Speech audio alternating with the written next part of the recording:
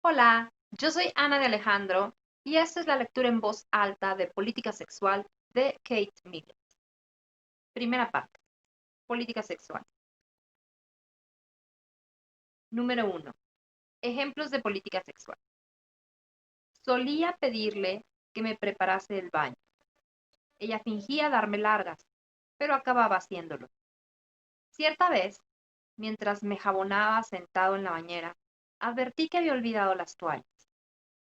Aida, la llamé, tráeme unas toallas. Entró en el cuarto de baño y me las tendió. Llevaba un salto de cama y medias de seda. Al inclinarse sobre la bañera para dejar las toallas a mi alcance, su bata se abrió.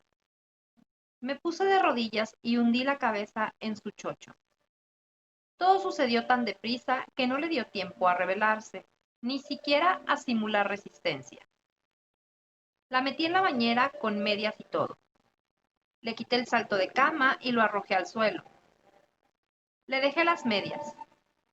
Con ellas resultaba más lasciva y me recordaba los desnudos de Greenwich. Me tendí y la traje sobre mí. Ella estaba cual perra en celo. Me mordía por todas partes, palpitando, jadeando y retorciéndose como un gusano en el anzuelo. Mientras nos secábamos, se inclinó y empezó a mordisquearme la polla.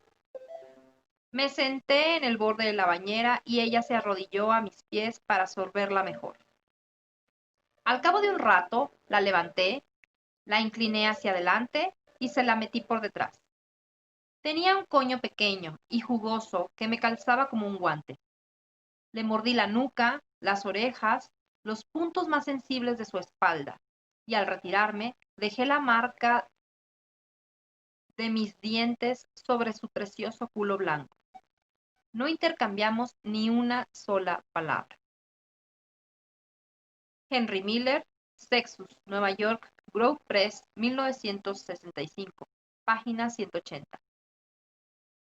Esta sabrosa muestra de prosa descriptiva forma parte de Sexus, esa novela de Henry Miller tan traída y llevada que salió a la luz en París durante los años 40, pero estuvo proscrita de su casta tierra natal hasta que Grove Press la publicó en 1965.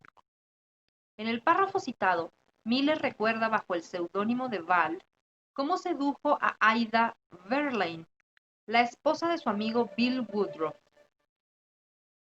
Si consideramos dicho párrafo como una mera descripción del acto sexual, observaremos que posee numerosos rasgos que rebasan los límites de esa actividad puramente biológica, que el narrador llamaría joder. De hecho, el auténtico valor y carácter del incidente narrado radican precisamente en tales rasgos. Analicemos en primer lugar las circunstancias y el contexto en el que se desarrolla la escena.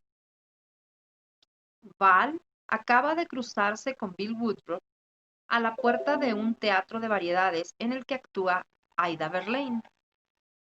En virtud de una divagación típicamente característica del estilo de Miller, este encuentro trae a la memoria del protagonista una breve aventura sexual que mantuvo con Aida 10 años antes, y desencadena 11 páginas de vívidas imágenes. El narrador se detiene, ante todo, en la persona de Aida. Era, ni más ni menos, lo que su nombre evocaba: bonita, insustancial, teatral, infiel, malcriada, consentida y mimada.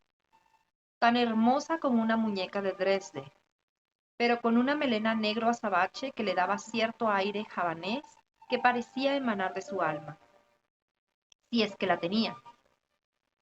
Vivía enteramente con el cuerpo, los sentidos, los deseos.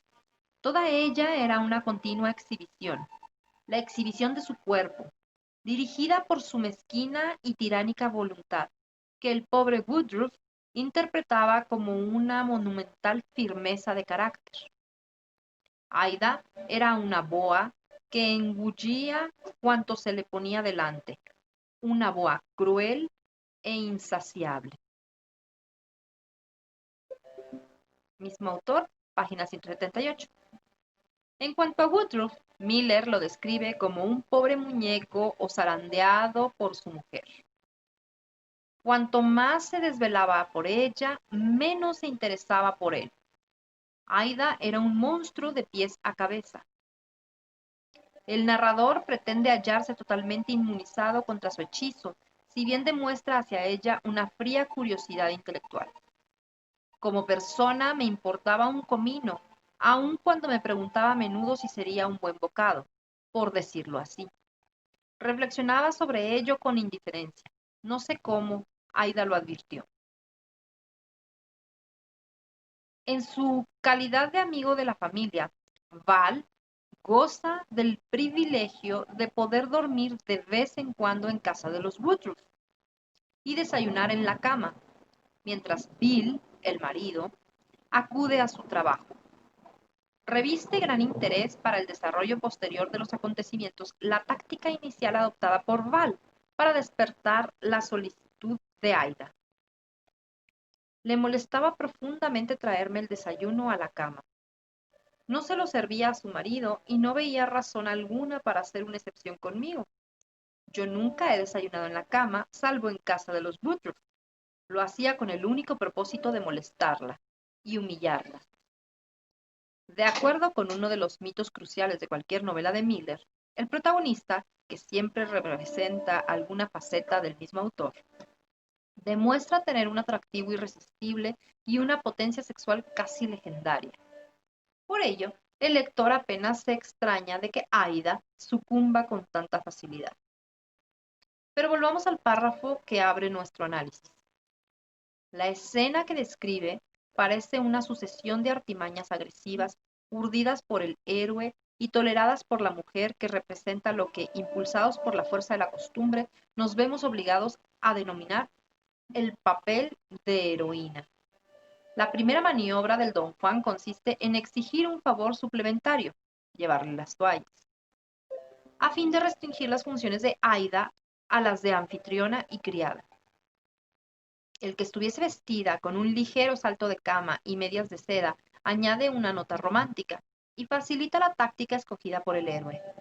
Dicho sea de paso, y como probablemente ya habrá observado más de una lectora, las medias no suelen llevarse sin un accesorio tal como una faja o un liguero, pese a que, según la fantasía masculina tradicional, la desnudez de la mujer solo puede ir envuelta en algún complemento vaporoso, bien se trate de un par de medias o de otra prenda íntima transparente. Val entra en acción. Me puse de rodillas y hundí la cabeza en su chocho. El término chocho merece especial atención porque revela la humildad y la actitud implorante que parece implicar la postura adoptada por el héroe. No deben tomarse al pie de la letra.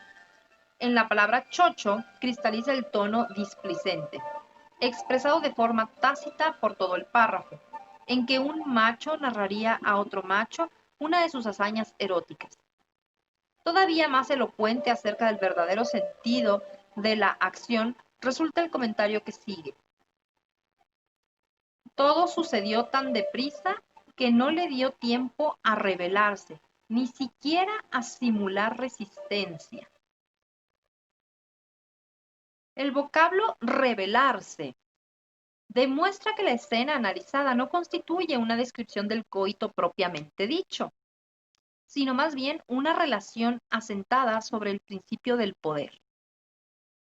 Val ha informado previamente al lector de que Aida quería hechizarme y hacerme bailar en la cuerda floja, como había hecho con Woodruff y sus demás admiradores. La cuestión decisiva radica, por consiguiente, en saber cuál de los dos personajes va a bailar en la cuerda floja, o a la inversa, cuál va a conseguir imponerse sobre el otro. Tras implantar desde un principio su dominio, Val actúa con asombrosa celeridad para prevenir la insubordinación de Aida. Se apresura, pues, a introducirle en su elemento, a la sazón el medio acuoso, sin reparar en lo ridículo de la situación. Señalemos una vez más que bajo el lenguaje utilizado por Miller se trasluce claramente el problema subyacente del poder. La metí en la bañera. El lector observa atónito la prontitud y agilidad del narrador, que zambulle a su presa en un abrir y cerrar de ojos y asumiendo toda iniciativa la despoja acto seguido de su superfluo salto de camas. La evocación plástica de las medias sobre la desnudez femenina cumple el cometido indudable de suscitar deleite estético. Aida resultaba más lasciva y me recordaba los desnudos de Cranach. El autor ya ha aludido, en relación con el cuerpo de Aida, a la delicada perfección de la obra de Cranach. La yuxtaposición de una imagen estética tan pura de la figura tradicional de la cabaretera con medias de seda revela que Miller es un eminente estratega.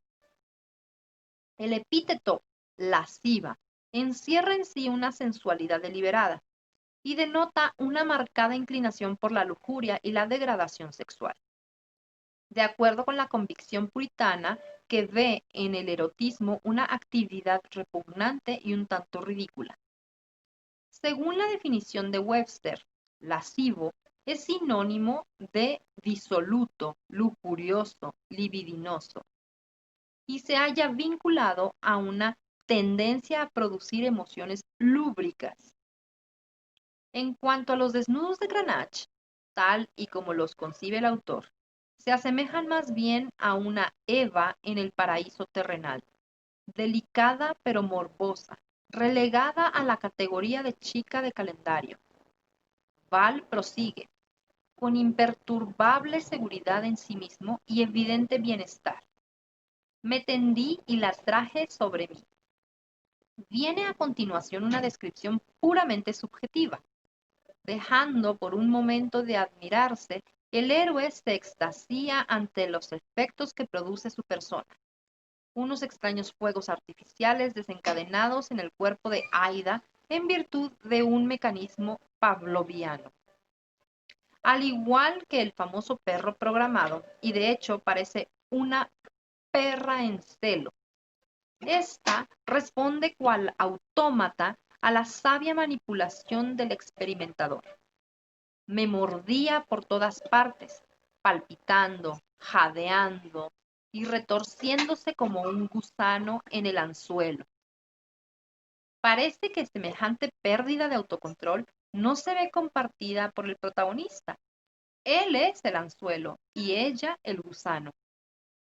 La compostura masculina contrasta singularmente con el ciego servilismo y la vulnerabilidad larval de la mujer.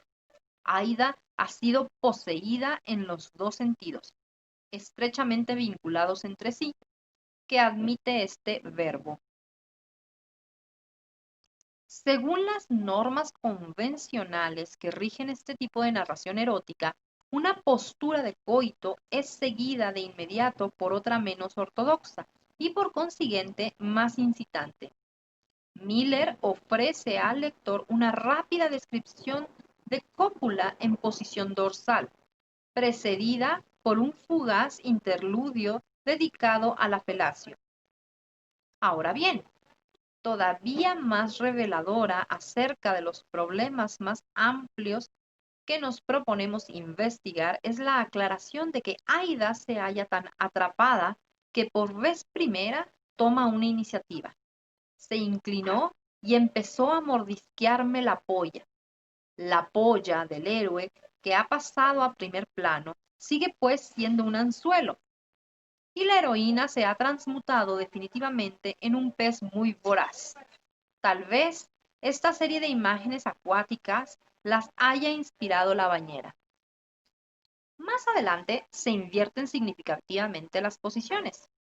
Me senté en el borde de la bañera y ella se arrodilló a mis pies para sorberla mejor. El nexo del poder resalta con toda claridad. Solo le queda al héroe corroborar su victoria mediante un último gesto repleto de arrogancia. Al cabo de un rato la levanté, la incliné hacia adelante y se la metí por detrás. En este punto del relato, el lector siente, a través del protagonista, una impresión de potencia casi sobrenatural, si es que pertenece al sexo masculino.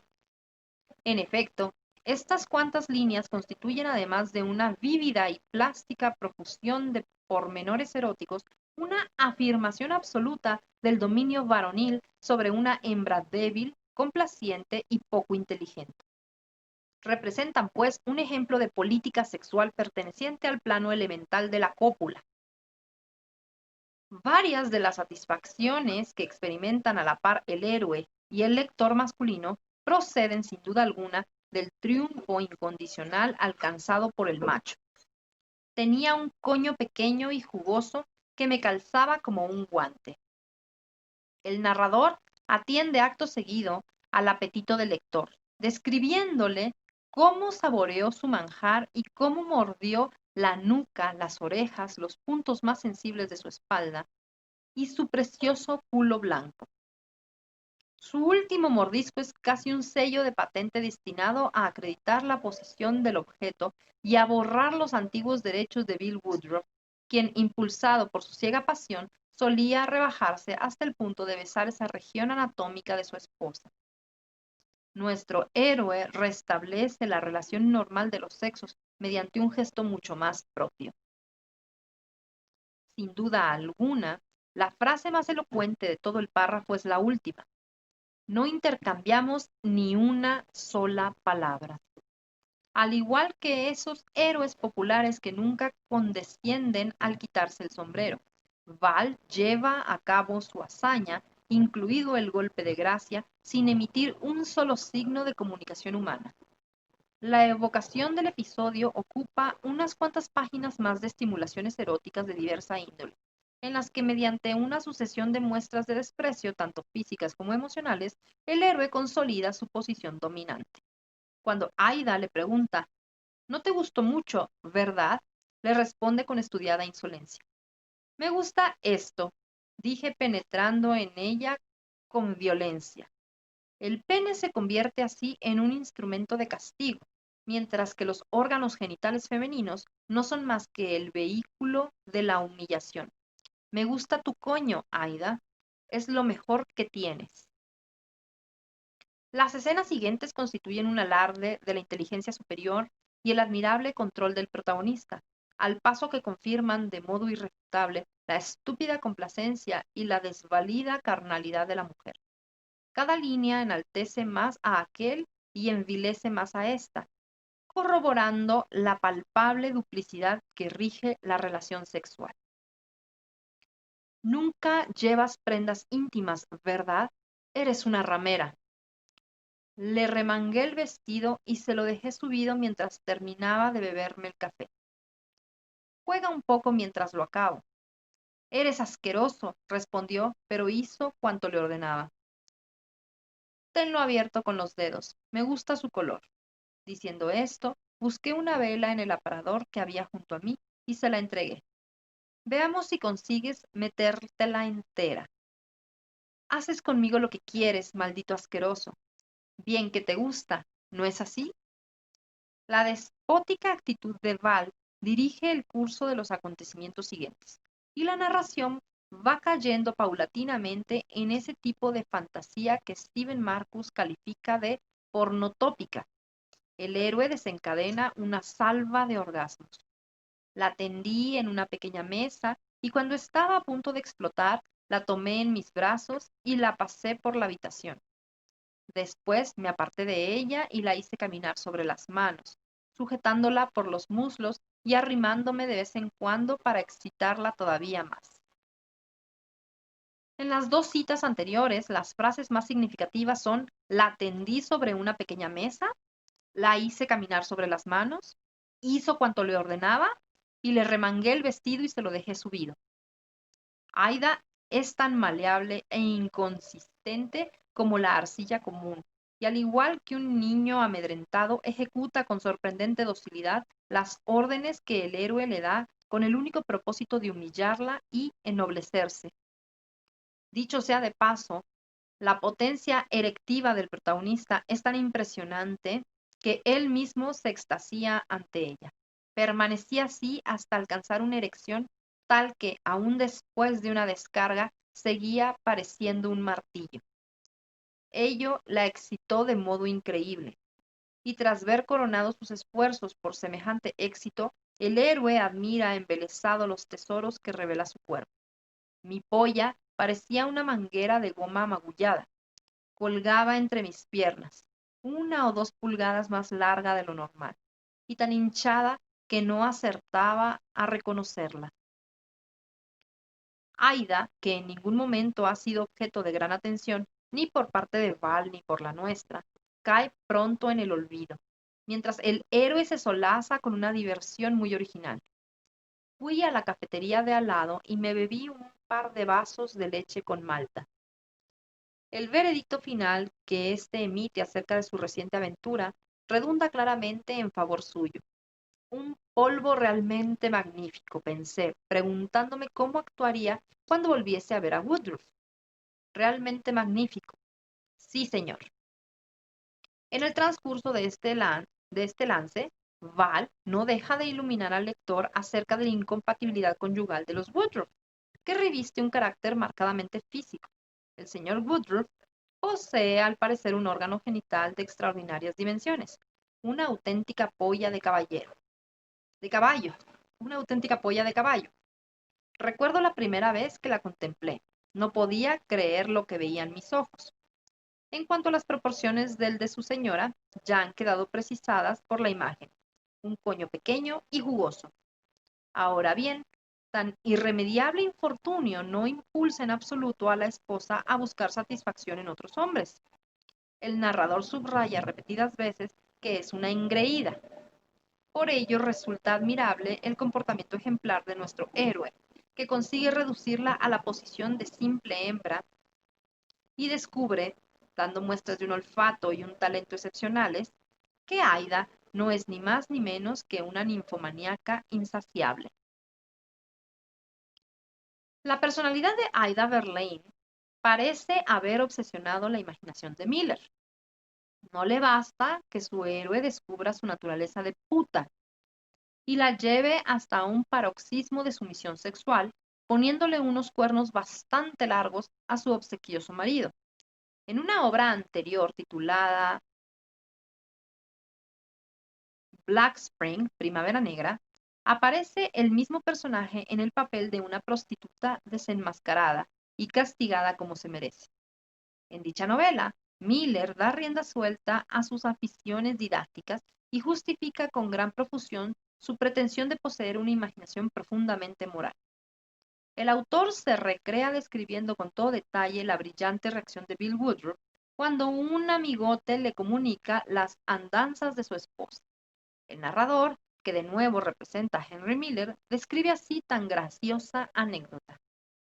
Aquella noche la esperó levantado y cuando entró en casa con el paso decidido, risueña, garbosa, algo bebida, pero tan fría como de costumbre, él la abordó secamente con un ¿Dónde has estado esta noche? Por supuesto, ella trató de justificarse con el mismo cuento de siempre. Cállate, interrumpió él. Quiero que te desnudes y te metas en la cama. Esto la desconcertó. Alegó con su tono evasivo habitual que no estaba para fiestas. No tendrás humor para ello, me figuro, dijo él, añadiendo, me alegro porque voy a calentarte un poquito. Diciendo esto, se levantó, la ató a la cama, la amordazó y fue a buscar el afilador de navajas. Al pasar por la cocina, cogió un bote de mostaza, volvió con el afilador y la golpeó hasta hacerle sangre, después de lo cual untó sus heridas con mostaza. Esto te mantendrá caliente durante toda la noche, dijo, obligándole a darse la vuelta y a separar las piernas. Ahora, añadió, voy a pagarte como de costumbre. Y sacando un billete del bolsillo, lo arrugó y se lo embutió por la raja. Miller concluye la saga de Aida y Bill Woodruff con un último chiste a expensas del cornudo y con una máxima escrita en letras mayúsculas destinada al lector. Escribe así que la finalidad de todo esto consiste solo en demostrar que el gran artista es aquel que doblega al romántico que lleva en sí. No requieren explicación alguna las intenciones didácticas que Miller expresa en el párrafo citado.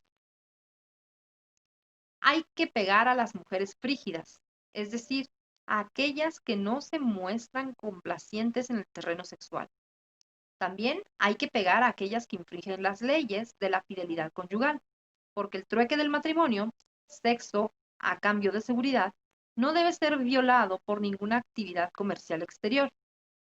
El interés de tan sobria doctrina estriba en que pone claramente de manifiesto las motivaciones sexuales y literarias del autor, así como el innegable sadismo que las caracteriza. El código moral de Miller se halla más próximo a las reglas que rigen una gallera que a las que imperan en el mundo del amor. Ahora bien, no conviene olvidar que aquellas suelen arrojar una luz considerable sobre esto.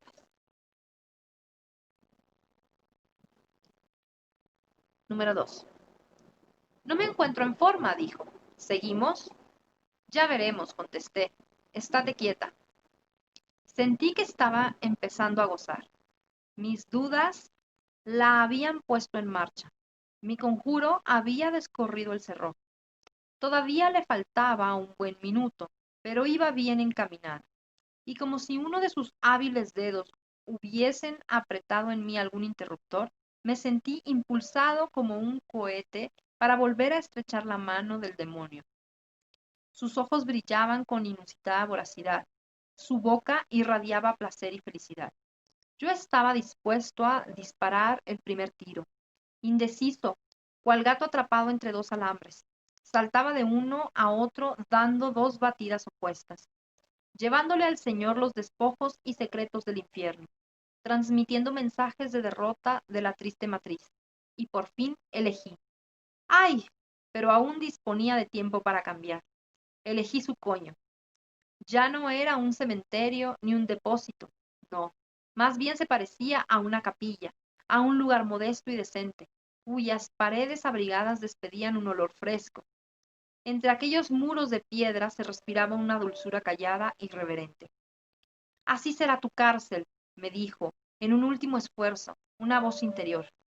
Quédate ahí, me ordenó otra vez, pero yo percibía los efluvios de los manjares del demonio, cuyas llamas traspasaban el piso, y aguardaba que su calor me alcanzase y me trajese desde los sótanos alcohol, fogosidad y lenguas insaciables. Estaba a punto de dejarme arrastrar por uno cualquiera de dos vientos contrarios. Tenía que entregarme. No podía contenerme por más tiempo. Hubo una explosión, furiosa, pérfida y ardiente, que me lanzó despedido sobre la pista helada, con tanta fuerza que mis talones adelantaron a mi cabeza. Durante una fracción de segundo, mis sentidos se dispararon y me invadió un prurito que me apartó de ella, y luego me arrojó dentro de su culo, donde reventé. Ella exhaló con un grito de rabia. La descripción anterior es un ejemplo de sodomía heterosexual extraído de la novela de Norman Mailer, An American Dream, Nueva York, Dial, 1964, páginas 45 y 46, que lleva por título Un sueño americano. La citada práctica no solo constituye uno de los principales alicientes del libro, sino que desempeña una función tan crucial en el argumento que cabe incluso afirmar que constituye su base. El héroe de Mailer, Stephen Royak, acaba de asesinar a su esposa y trata de mitigar su dolor sodomizando a su criada. Mailer se identifica claramente con su héroe, que ha caído en el crimen impulsado por su deseo de dominar a su consorte. El autor comprende muy bien ese afán de supremacía y entrega a su protagonista toda su simpatía. Demuestra la misma indulgencia frente a la postura de marido ultrajado, increíblemente anticuada, que adopta Royak.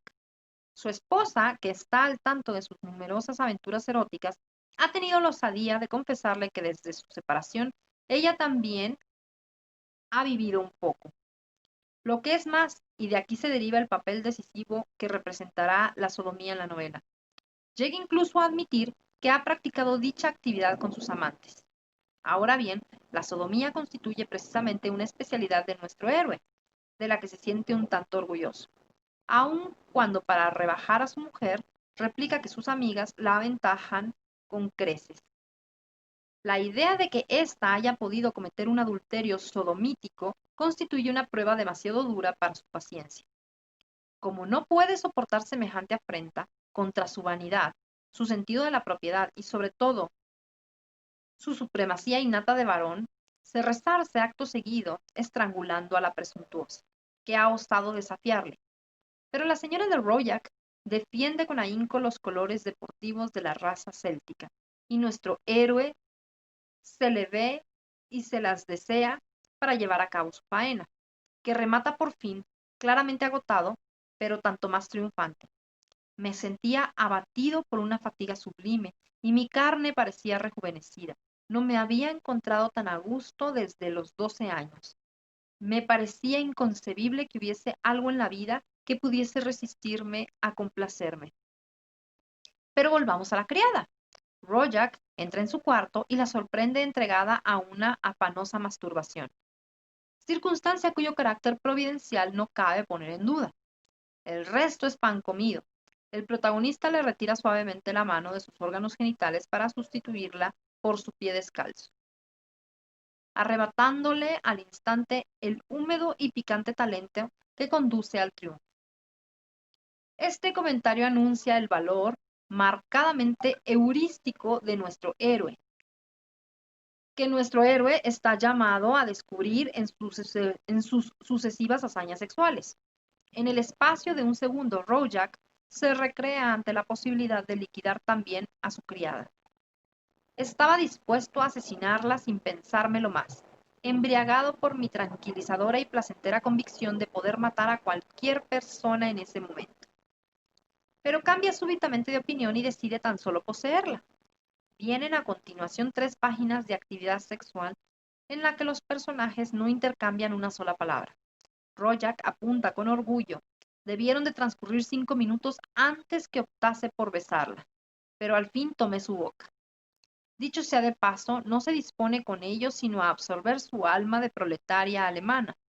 El olor de su empleada abre, en efecto, al insigno catedrático formado en Harvard, que es también miembro de la Cámara de Representantes de los Estados Unidos, destacada personalidad de la televisión y viudo muy reciente de una mujer rica, las puertas de un nuevo mundo. De repente, con la brutalidad de un frenazo, se desprendió de su cuerpo un ligero pero penetrante olor oprimente, un olor que hablaba de peñascos, de cebo y del agua que corre por el sumidero de cualquier callejón miserable de una ciudad europea. Su hambre feroz de rata famélica podía haber echado a perder mi deleite, de no ser porque había en la pura y cerrada calidad de su olor un no sé qué tan personal, tan intoxicante y tan persistente, que sólo hubiese podido suavizarse mediante pieles y piedras preciosas. Pese al derecho que le concede su posición de señor de la casa, Royac experimenta una repulsión tal que se halla a punto de interrumpir su faena. Podía haber echado a perder mi deleite.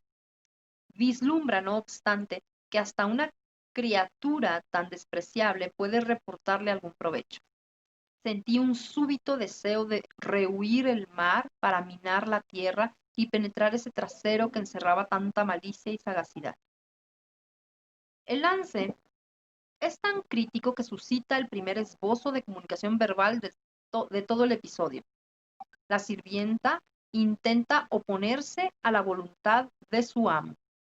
Ahora bien, la prohibición de ruta deja impávido a nuestro héroe, que persiste en su convicción de que la esencia de ésta reside en su recto y puede resultarle beneficiosa. Su homicidio le ha infundido la necesidad apremiante de participar de ese sagaz instinto de autoconservación que Ruta atesora en virtud de su pertenencia a la clase proletaria. Porque a falta de otras cualidades, la criada posee la inestimable ciencia de una rata de ciudad. Royac, que se considera a sí mismo un moralista en busca de la sabiduría, pretende pues familiarizarse con el mal gracias al ano de Ruta.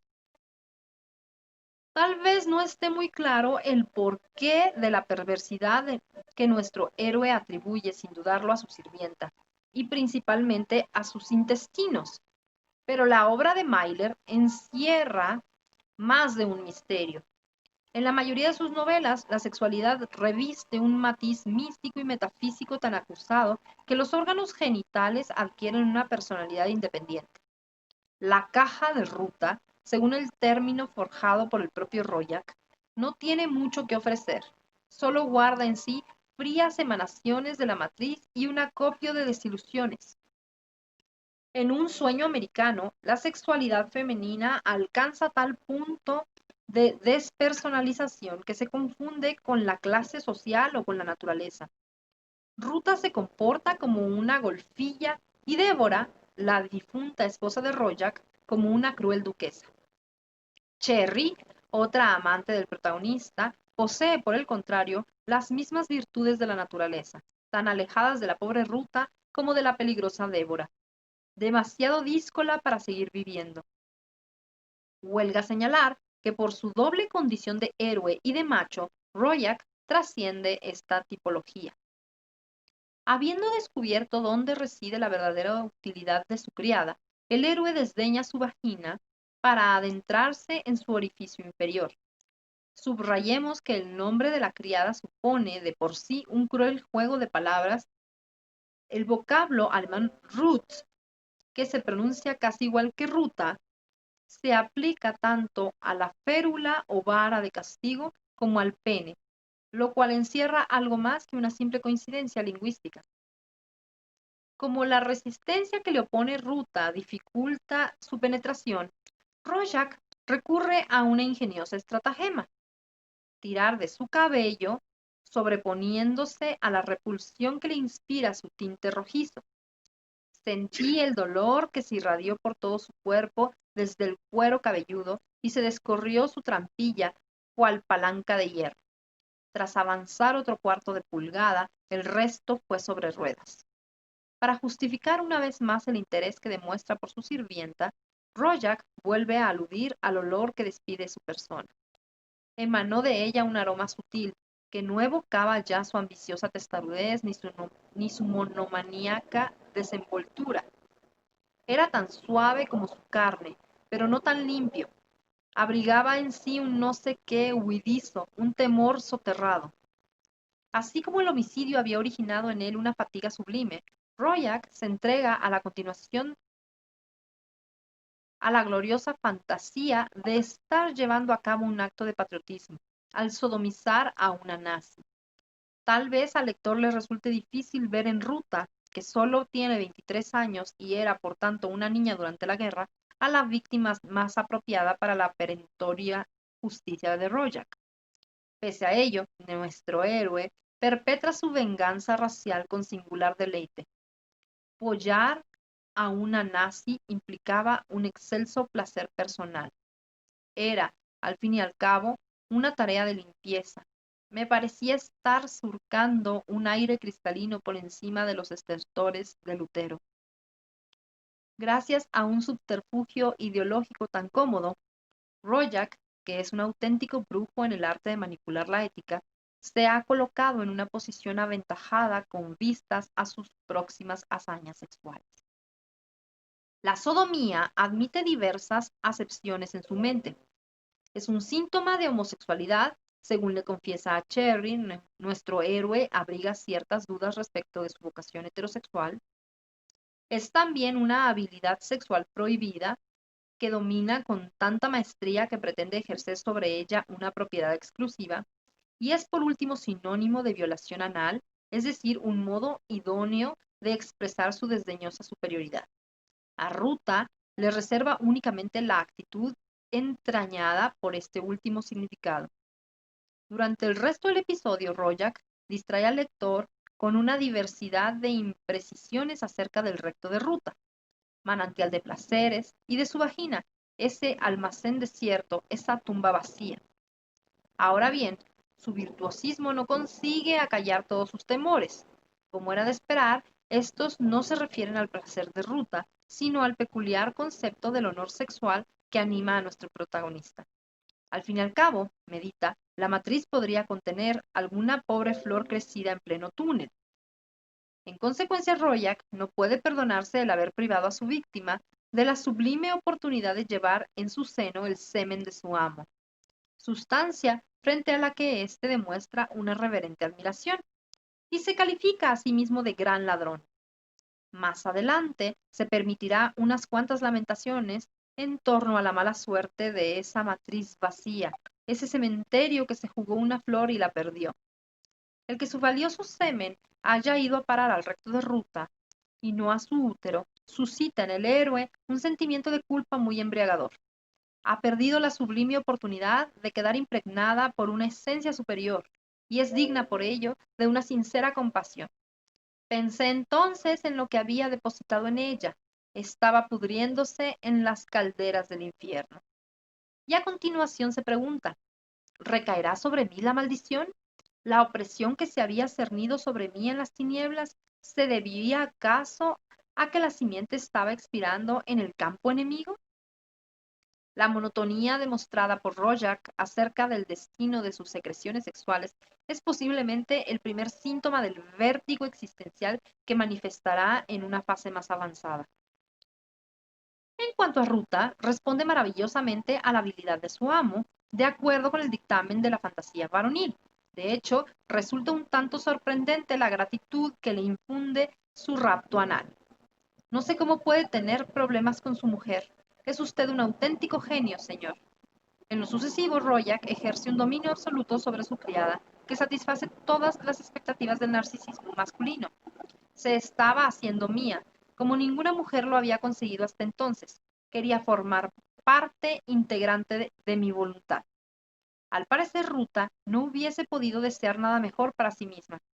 La sumisión que brota junto con sus instintos femeninos propios de una auténtica mujer le otorga lo que su amo considera el gusto del poder en sus ojos y su boca, esa mirada de la mujer ante un mundo que siente suyo. Huelga subrayar que semejante ilusión de victoria se amolda perfectamente a los propósitos de su dominador. En todas las novelas de Mailer, el coito representa una empresa tan agotadora como la escalada de una montaña. Es una subida ininterrumpida. En este punto, y en otros muchos, Mailer encarna el carácter típicamente estadounidense. Pero mientras Royak logra mantener un grado excelente de ejecución, Ruta no tarda en flaquear. Pronto admite culpable la posibilidad de fracaso. Había en su cara cierta expresión de congoja, propia de una niña de 9 años asustada ante su castigo y deseosa de portarse bien. Con solemne serenidad, Royak le ordena, estate quieta. No solo conoce mejor que Ruta el estado de su orgasmo, sino que vislumbra con gozoso sadismo el castigo que ésta recibiría en caso de no portarse como a él se le antoja. A continuación viene el párrafo citado en primer lugar, es decir, una descripción casi exclusiva de la actividad de Royak. El coito no es, en efecto, sino una hazaña del héroe, cuyo valor se reduce al que pueda revestir para él, en virtud del gran parecido que guarda con un vuelo solitario. Resultan muy apropiadas las imágenes aeronáuticas. Me sentí impulsado como un cohete, etcétera. El acto sexual es además un compendio de las aficiones de Royak. El deporte estaba dispuesto a disparar el primer tiro. Saltaba de uno a otro dando dos batidas opuestas. Me lanzó despedido sobre la pista helada. El alcohol me trajese desde los sótanos al alcohol y la religión. Por ello, no resulta sorprendente que su orgasmo adquiera dimensiones cósmicas y un matiz claramente metafísico. Estaba a punto de dejarme arrastrar por uno cualquiera de los vientos contrarios. Durante una fracción de segundo, mis sentidos se dispararon y que dé lugar a la visión de una enorme ciudad en el desierto, o tal vez una región de la luna. Más dignas de atención son las delicadas alusiones a la lucha que se desarrolla entre Dios y el demonio. El demonio es, claramente, una fuerza anal, mientras que el Señor dirige a Royak en su elevada misión de fertilizar lo humilde y depositar dos despojos y secretos de su semen en la matriz de una mujer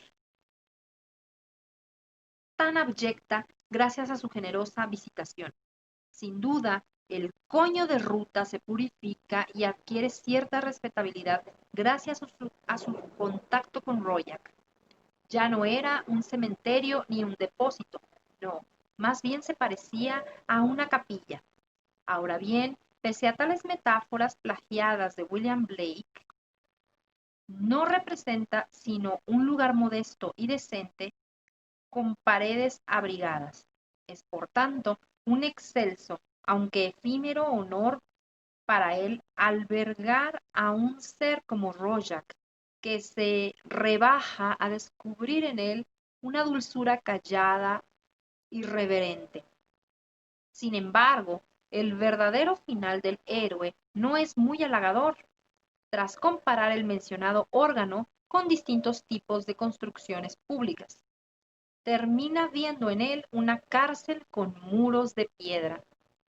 Después de emitir semejante dictamen, Rojak se refugia de nuevo en el desenfrenado demonio de la sodomía. La función esencial del párrafo citado consiste en brindarle la oportunidad de cometer un segundo crimen, aunque esta vez en un plano puramente simbólico, en la tan cacareada alternativa que se le ofrece entre el demonio, la sodomía, y el Señor, la procreación, o en otras palabras, entre la muerte y la vida. Rojak opta por la muerte, pero así como rehúsa la sublime posibilidad de endulzar la matriz de Ruta mediante su mágico semen, dotado de un infalible poder fertilizador, se niega también a reconocer su crimen y a lavar su culpa en el presidio. La vagina de su criada prefigura su reclusión. Así será tu cárcel, me dijo, en un último esfuerzo, una voz interior. Quédate ahí, me ordenó otra voz, pero los exóticos encantos del demonio son mucho más efectivos. Rojak finge dejarse embaucar por su propia generosidad. Tenía que entregarme, no podía contenerme por más tiempo, y se aparta de Ruta y de la cárcel para dedicarse totalmente a su placer. Me arrojé dentro de su culo, donde reventé. Ella exhaló un grito de rabia. Mailer cobra el aspecto definitivo de un maniqueo tan romántico como perverso.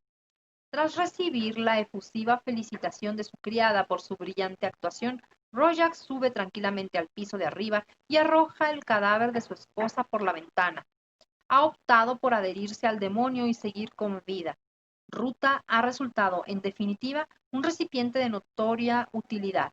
Gracias a ella, o mejor dicho, gracias a su culo, nuestro héroe ha tomado una decisión vital: presentar su homicidio como un accidente.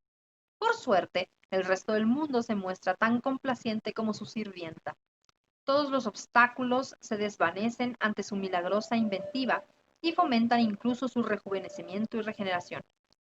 Rojak vence a un gángster negro al que su mera presencia parece amedrentar, recoge una fortuna en los casinos de Las Vegas y conquista el amor de una cantante de cabaret que pretende convertirse en una dama mediante su ayuda. Otra muestra más de su inagotable presunción sobre la que más vale guardar silencio. Hasta la policía le trata con ciega admiración y camaradería y le permite huir a Yucatán. De hecho, Un sueño americano parece un tratado acerca de cómo triunfar en la vida tras matar a la esposa. El lector no puede sino concluir que, asesinando a su mujer y sodomizando a otra, Rojak se ha convertido en un auténtico hombre. Mailer tira por la borda todas las consideraciones psicológicas que constituyen el trasfondo de Crimen y Castigo, el primero y hasta hoy insuperado análisis de lo que siente un asesino. Tanto Dostoyevsky como Dreiser, en Una tragedia americana, infunden a sus criminales una toma de conciencia gradual de la violencia que han infligido a la vida y les inducen a trascender su acto mediante la expiación.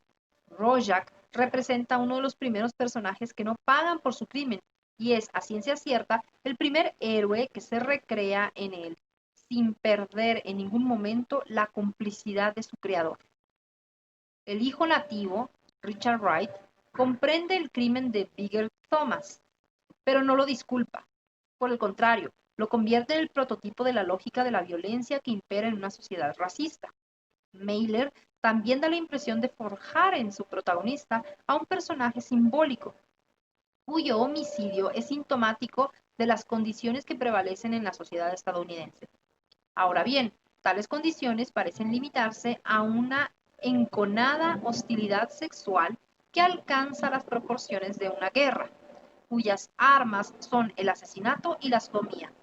Royak afirma que todas las mujeres son unas asesinas, que sienten la necesidad de matar, a menos de estar completamente sojuzgadas.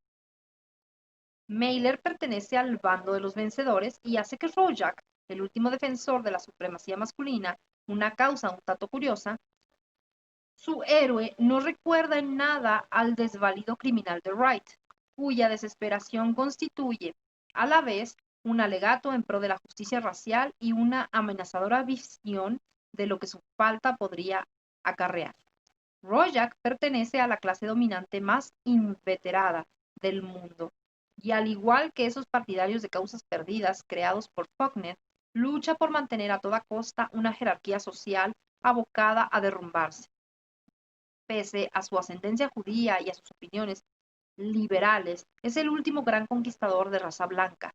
En el fondo, un sueño americano no es más que el grito de combate de una política sexual en la que la diplomacia ha fracasado y a la que ya solo le queda recurrir a una encarnizada lucha para defender los intereses de una casta dirigente amenazada de muerte.